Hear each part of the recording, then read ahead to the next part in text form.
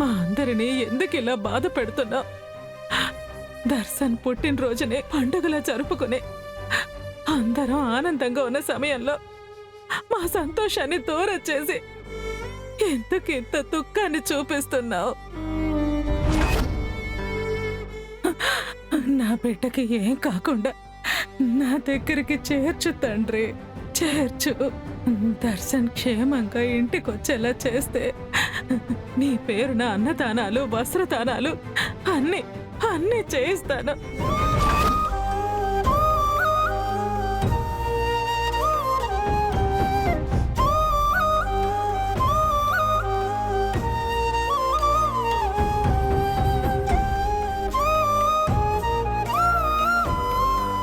ఆనంద, మనం ఎవరికి ఏ అన్యాయం చేయలేదు. మనకి కూడా దేవుడు అన్యాయం చేయడు.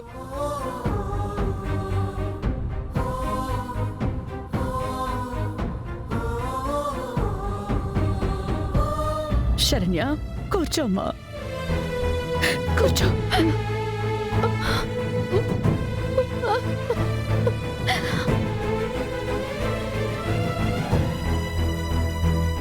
మనకి ఒక పరీక్ష ఎదురయ్యింది. కాలం పెట్టిన పరీక్షలను, కష్టాలను మనుషులుగా మనం ఎదుర్కొని దాటాలి. ఎప్పుడూ కుంగిపోకూడదు.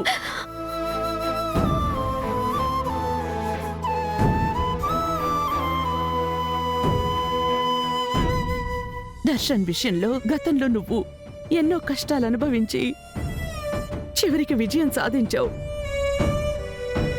ఎప్పుడు కూడా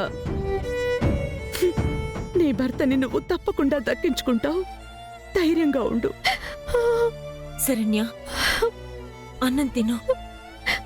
వద్దక్క, కొంచెమైనా తినమ్మా. వద్దక్క, నాకు ఆకలిగా లేదు. మీరైనా చెప్పండి అత్తయ్య గారు.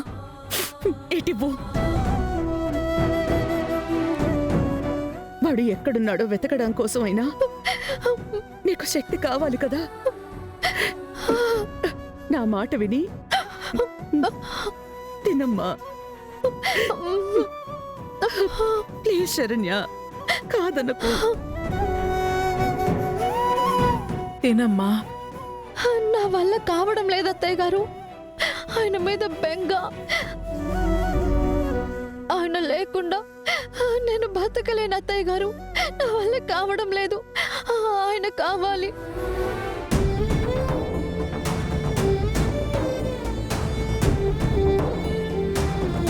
దర్శన్కేమీ కాదన్న నమ్మకం నాకుందమ్మా.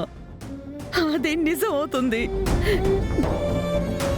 తిను తల్లి, తిను తల్లి, తిను.